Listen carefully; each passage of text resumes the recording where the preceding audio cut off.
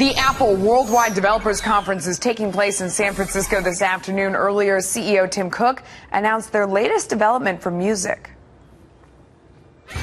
Today, we're announcing Apple Music, the next chapter in music, and I know you are going to love it.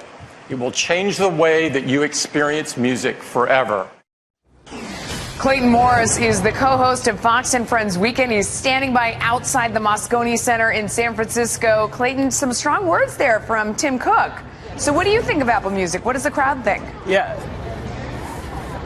Well, from a consumer standpoint, which is what I'm trying to look at with Apple Music, there were so many announcements, but just from a purely consumer perspective, it's a play right against Spotify and these other streaming services to say, look, on the phone you already have, we're building a service that's built into the phone you're already carrying in your pocket. So will you spend $9 a month to have access to this content, curated content from artists you follow like Pharrell and others, and even new and upcoming artists with the service called Connect that they built in. So it allows people to interact. If Pharrell wants to show lyrics from a song that he's writing and working on, maybe wants to shoot some behind-the-scenes video of him working in the studio.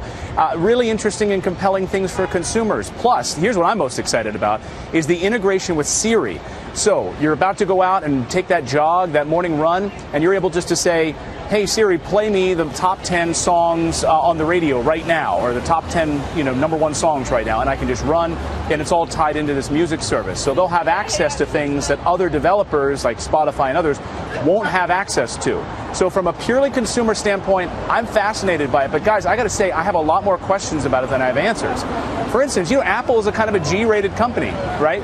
So if an artist decides to share racy photos from backstage of a concert, will Apple allow them to do that? Yeah. What will the threshold be that Apple says, no, and not all artists are sanitary. So what will Apple say? What is the threshold? How do I sign up? So many questions, and my mind is blown from all the announcements this morning. No, absolutely, and I think almost no artists are sanitary probably, so that's one that they're going to have to work on for sure. What was the crowd like? Because I know I've been to these events, and it's a cult-like following.